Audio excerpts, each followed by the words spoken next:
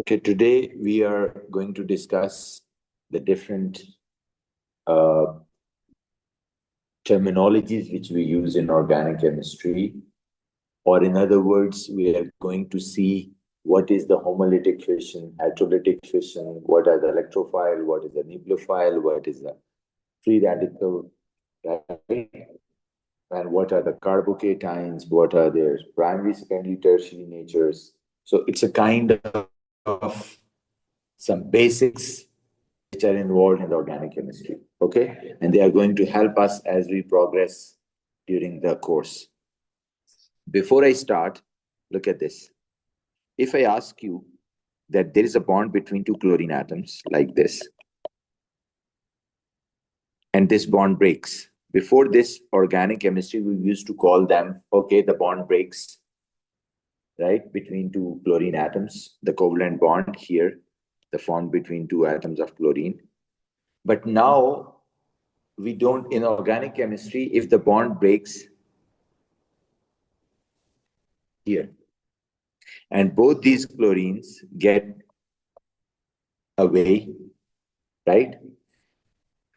And you see, if the bond breaks from the middle, both these chlorine will have a situation like this: 1, 2, 3, 4, 5, 6, 7 electron with this chlorine and no charge. Why no charge? Because the bond has broken and the shared pair of electron is equally divided between two chlorine. The same chlorine atom which came in with one electron, now they are just gone away. The other chlorine will have 1, 2, 3, 4, 5, 6, 7 electrons, right? So they can't have any charge in this case because they just shared the electrons and now that pair is just gone. Okay, so this type of bond breakage in organic chemistry, we will call it homolytic fission, right? So please give heading homolytic fission. From here on, we are not going to say the bond is broken. Okay, we'll say homolytic fission takes place. So homolytic fission is when covalent bond breaks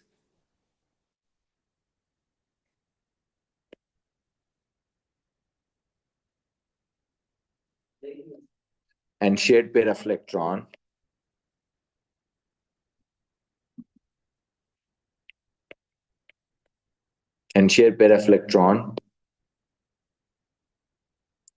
is equally divided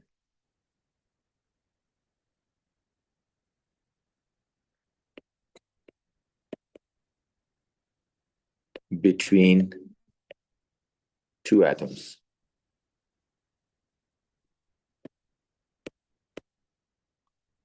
Right? So from here on, I hope you understand. When I'll say homolytic fission is happening, you will understand, oh, it's talking about the bond breakage.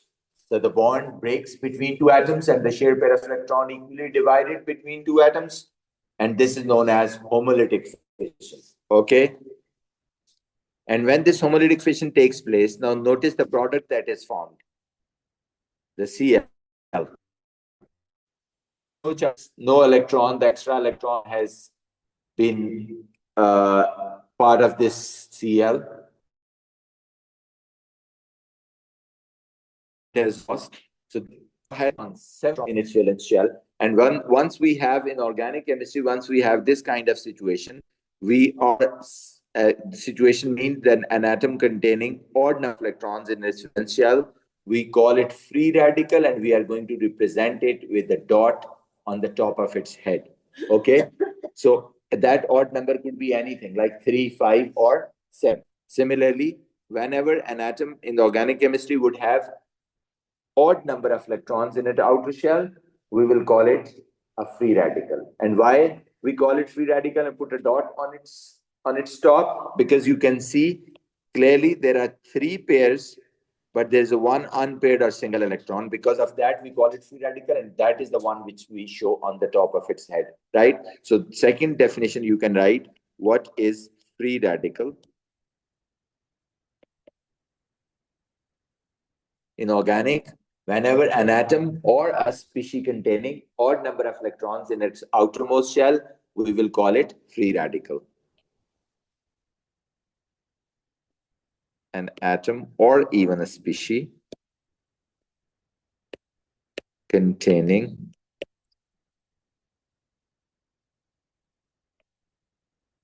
odd number of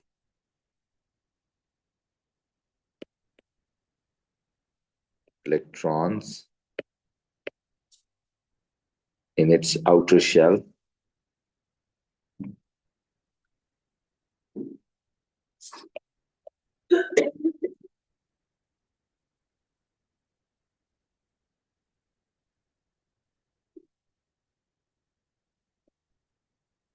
which is known as free radical, or in other words, containing unpaired electron. Containing unpaired electron. Odd number obviously will have unpaired. So it is represented with X with a dot on its top. Okay. So two things I have told you: what is homolytic fission and what are the free radicals. The next thing. The next thing is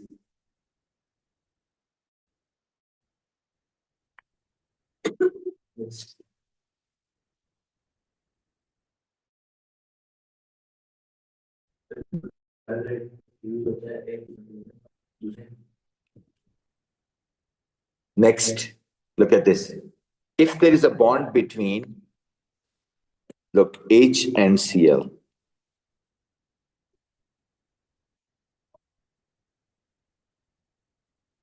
here.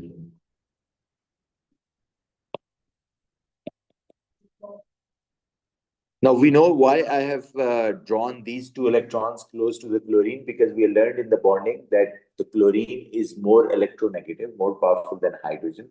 Although it's a covalent bond, but the electron pair is close to this. That's why it's a polar. That chlorine side is partial negative and the other side is partial positive. Now, when this type of bond breaks, you know what happens?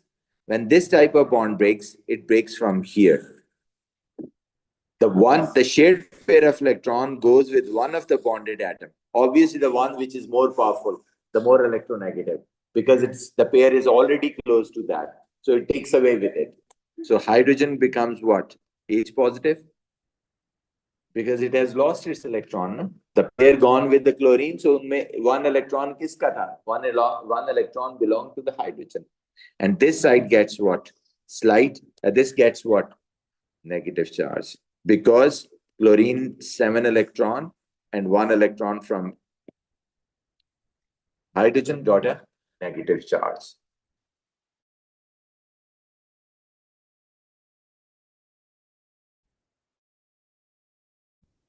This type of bond breakage, so this has heterolytic fission.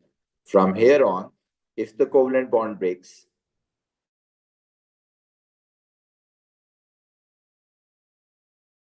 and share electron, we notice go on heterolytic fission. So when covalent bond breaks,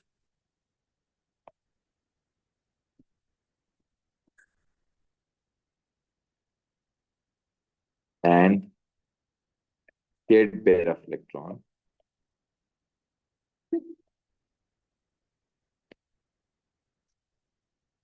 goes with one of the bonded atoms,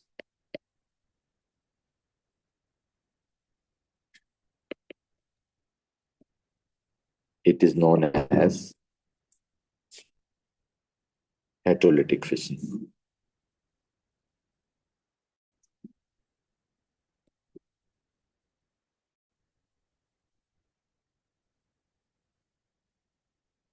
Heterolytic fission.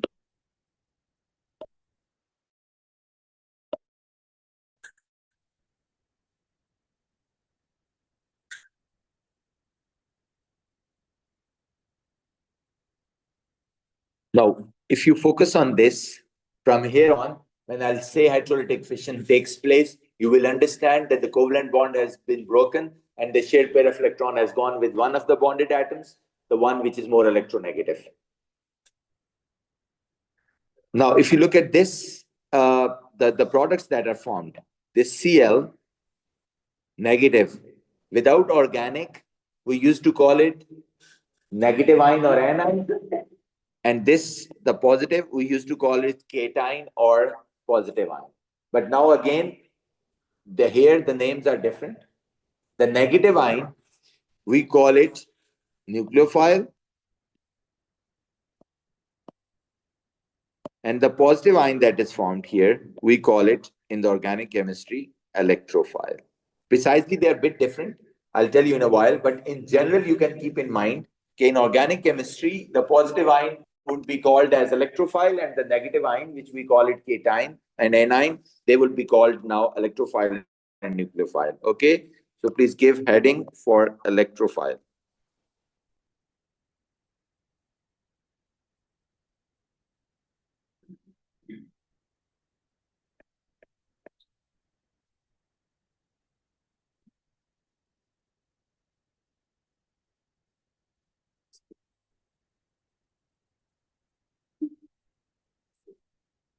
Now, precisely, electrophile is the one which has a positive charge, but actually, once we say that why we call it cation or how it is different from cation, actually, it is the species which can accept an electron pair.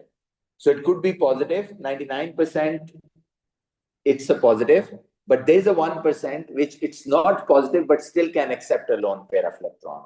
So that's why we call it electrophile. So there's a slight difference, okay? So please write down a, a positive, a neutral or positively charged species, a neutral or positively charged species,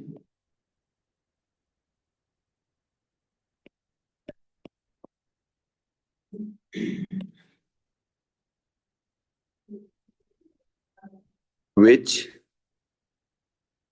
can accept a pair of electrons. Now, here is the reason. A pair of electrons is known as electrophile. So 99% cases, it would be a positive, but positive charge is not a condition. Accepting an electron pair is the condition. So anything that can accept an electron pair, so precisely it should have at least 6 electrons in the valence shell, so it can accept 2 electrons, right? It would be an electrophile. We usually represent it with E, and if there is a positive charge, positive on the top. For example, in the above case, H positive is an electrophile, even Cl positive can act as electrophile, etc.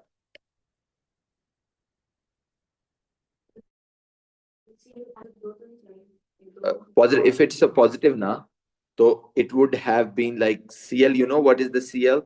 Cl is having 1, 2, 3, 4, 5, 6, 7 electrons. So when it becomes positive, it has to lose this electron.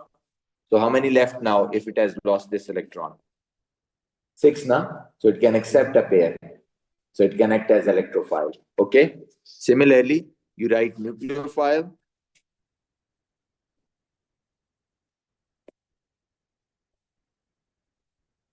Again, precisely a neutral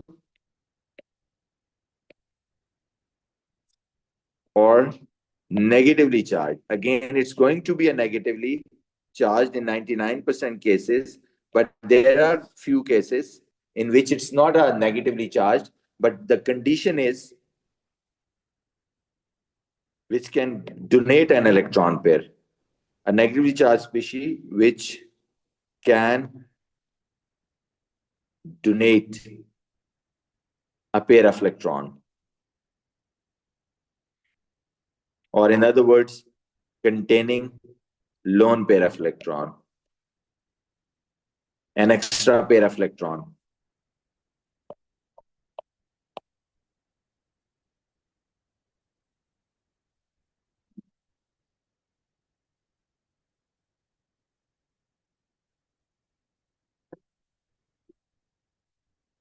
A neutral or negatively charged species which can donate or a pair of electron or containing lone pair of electron is known as nucleophile. For example, Nu, we can write a general symbol like Nu with the lone pair showing here. Generally, for example, Cl negative with a lone pair can act as a nucleophile. OH negative can act as a nucleophile. Even water, contains lone pair of electron. Ammonia contains lone pair of electron. So these are the examples of nucleophiles. Any electron pair which is present in the outer shell of an atom, but it's available, not involved in the bonding. Okay? It's available. Morning.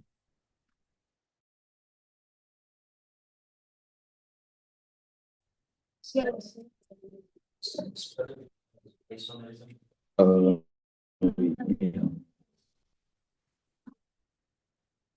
Practice structural isomers. Drawing structural isomers. Drawing structural isomers.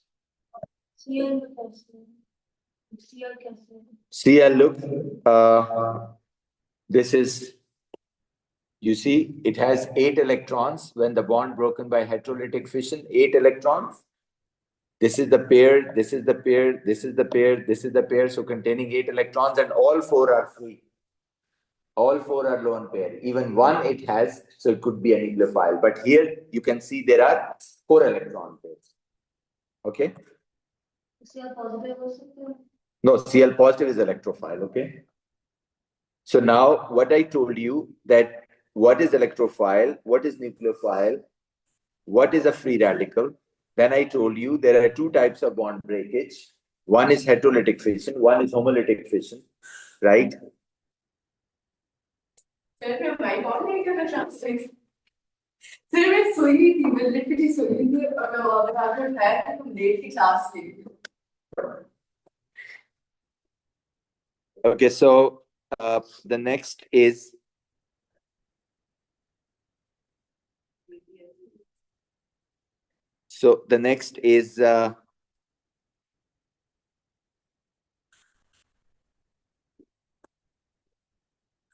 right. So the next is, yes. So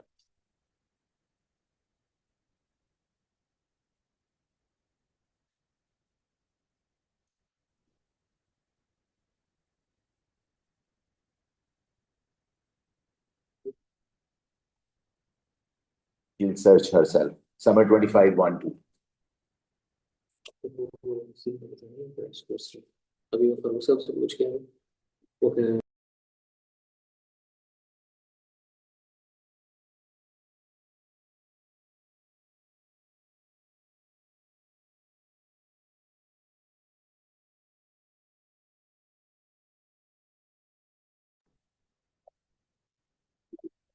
Okay, so what is electrophile? What is nucleophile? What is homolytic? What is heterolytic fission, right? So, right. So now what makes you to decide that what type of fission is going to be taking place? That's the question here. How we get to know? I hope you can figure out by looking at Cl2 and HCl that what type of fission is going to take place, hetero and homo. It depends on the type of bond. If the bond is formed between 2 similar atoms, pay attention, like this. These 2 are the similar atoms, no electronegativity difference, right? So this is, when this bond breaks, it is going to be a homolytic fission. Or even if it is Br. So any 2 atoms where there is no electronegativity difference, the bond is going to break and break by a homolytic fission. The electron pair is equally divided. But on the other hand, whenever the bond is formed between 2 different atoms and one of them is more powerful, pulling the electrons towards itself, creating a charge separation known as polarity. So when this type of bond breaks, obviously it is going to be heterolytic fission. And the one who is more electronegative or more powerful, it's going to take the electron pairs away. Right? So this is how we decide. I hope you understand how we decide what type of bond breakage is going to happen. For example, if I ask you, okay, here we go, Br, Mirab, if this bond breaks, what type of bond breakage is going to take place? Homolytic fission, Kanita. If I ask you, and here is HBr, what type of bond breakage is going to take place? And I can tell you that Br is more electronegative than H, having partial negative charge. So what type of bond breakage is going to take place in HBr? Heterolytic fission. Yes, and the one who is more powerful, having slight negative charge, is going to take both electrons away. Now, what is in organic chemistry? One more thing that you don't write the in words. You put this arrow. Look at this. You put this curly arrow, full-headed, showing that the electron pairs here. You are not supposed to draw. I'm just showing you. Okay, the electron pair here between hydrogen and bromine is going to go with the bromine, okay, and resulting H positive and Br negative or anything else, right? So the in organic chemistry, keep in mind, Pacho, whenever you see this curly arrow will always carry the meaning, and the meaning is movement of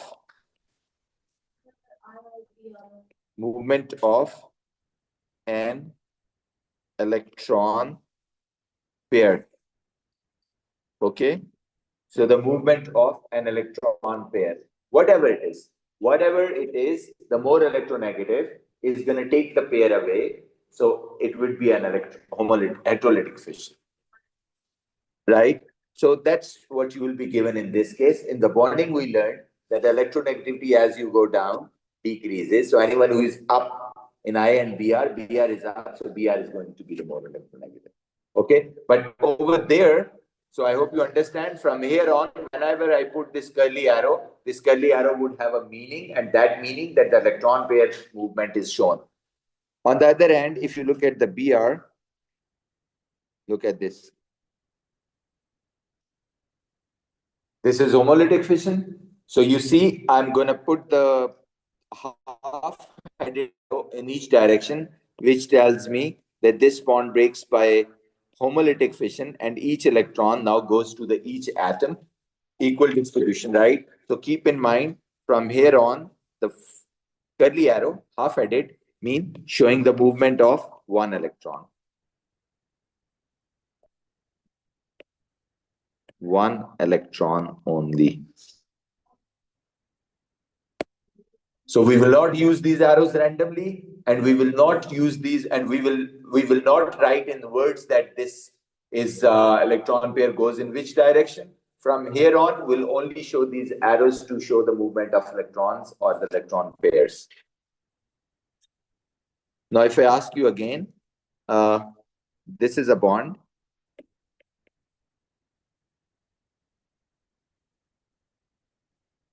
And this is the covalent bond. I or Br don't negative. No, they are not negative both. Okay, let me finish, then I'll come back to your question again. Just 1 minute. Let me ask you this question. Now, if this bond breaks and this bond breaks, these bonds here.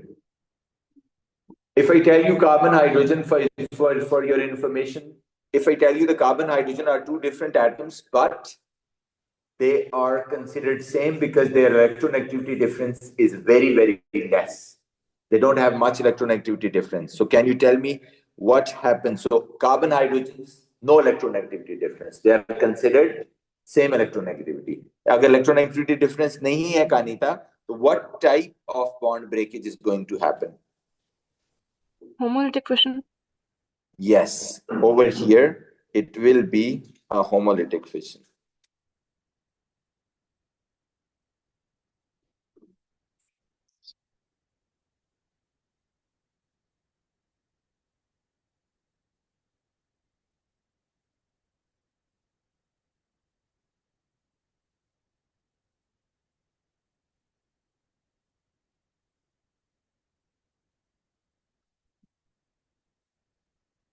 And when this homolytic fission takes place, so this CH3 would be a free radical because it has going to have odd number of electron, plus H would be a free radical.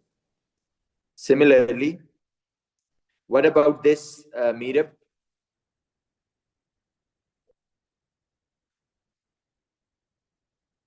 this chlorine is more electronegative than carbon. So this bond breakage is going to be a hydrolytic and full pair going to which side? Chlorine. So CH3 going to be a positive plus Cl would be a negative. An electrophile and nucleophile. Okay. I hope it's clear now. One more thing, bacho. If I look at this, please pay attention. This is a kind of electrophile. And this is the nucleophile. No.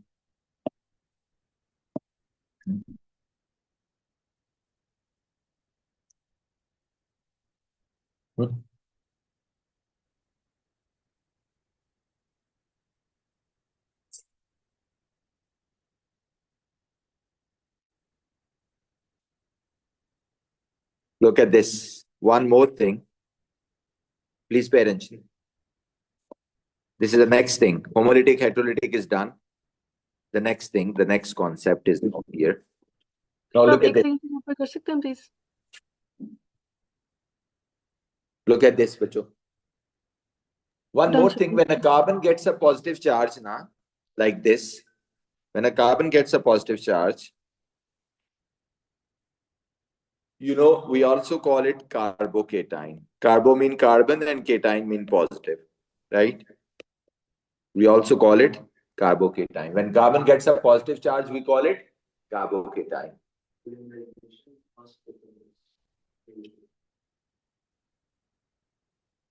It's a carbocation.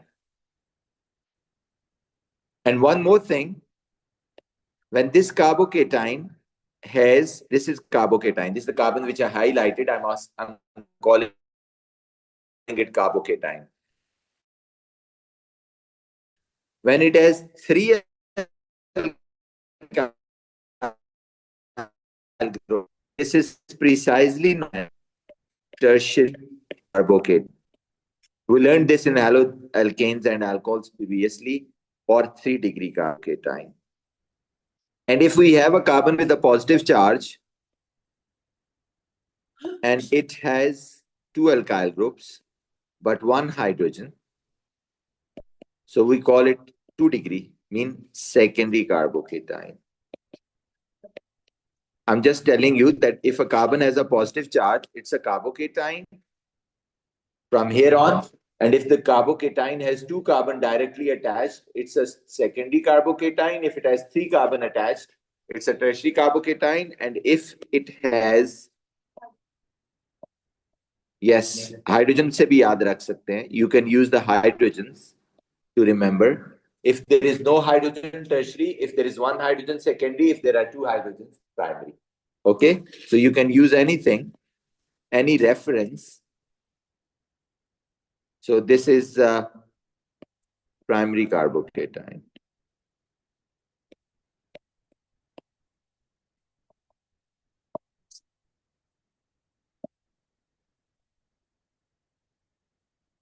One degree.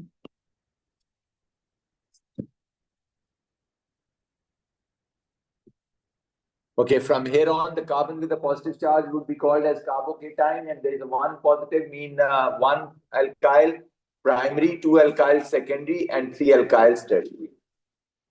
Okay, one last thing. Now in this thing, pay attention. If I have, please pay attention. These alkyl groups, what they do, they pass their electrons towards carbocation. Please pay attention, Meera. I need your attention here. So alkyl groups pass their electrons towards carbon, positive. This effect is known as positive inductive effect, right? So what I'm saying, the alkyl groups, they're good, generous. They can donate their electrons. They can pass their electrons to carbocation when they connect with it because they see positive charge. It means it needs electron. And that thing helps the carbocation to stabilize itself. Otherwise, carbocation is a very unstable disease. It can't exist. But when there are 3 alkyl groups attached, they pass their electrons towards itself, known as positive inductive effect. with such a lot of positive inductive effect, gives the stability to the tertiary carbocation, right? So please write down that alkyl groups, any CH3 or CH3, CH2, R group, which we call group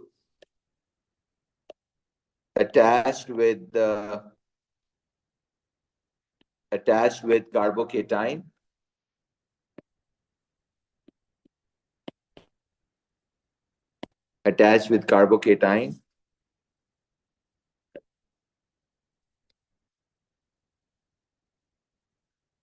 pass their electrons towards itself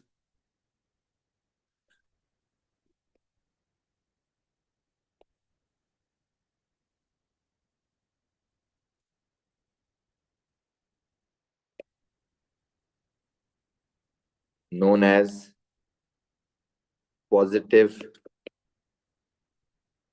inductive effect.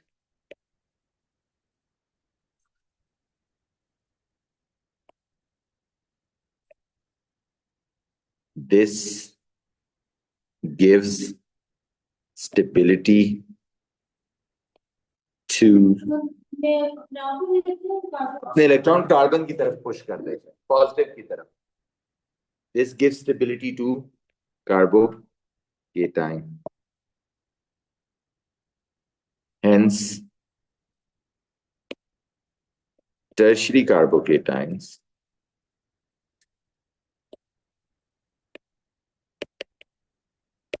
are most stable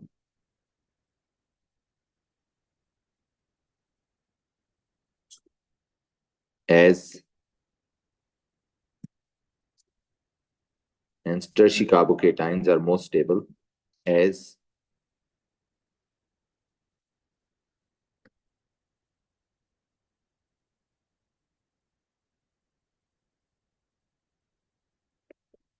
they have 3 alkyl groups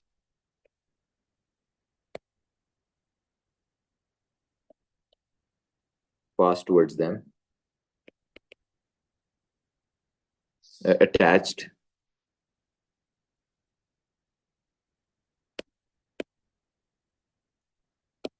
with carbocation, having a lot of positive inductive effect.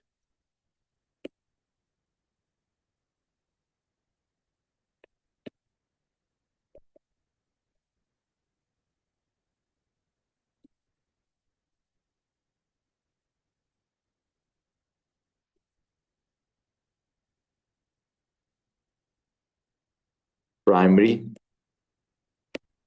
carbocation, least stable as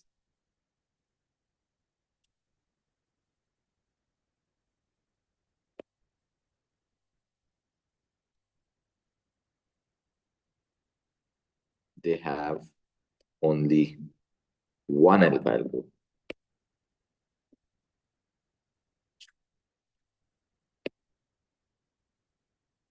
attached. Not enough positive inductive effect. It actually helps the positive charge to disperse or neutralize. So this is, I'm going to wind up now. I think we have done all the terminologies which we have to use and what we need to learn before, we need to know before we going through the mechanisms, right? So I'm going through it again, once again, what I told you, the heterolytic fission, when there is a two different atoms, the bond breaks, more electronegative takes the electron away. Homolytic fission, when the bond breaks and equal division takes place. And what is electrophile, what is nucleophile, what is free radical, and what is carbocation, and how many types of carbocations, and how their stability matters. So one thing you have to add up here, just see, put a mathematical sign showing the stability of carbocation and write down under the tertiary most stable and then least stable here. वही ऊपर जो था उसके ऊपर जाके ये add कर लो, most stable and least stable. Okay, right. That's all for this thing, in which we discuss the different terminologies and different types of bond breakages and the species. What are the electrophile, nucleophile, free radical, and the carbocations? Right.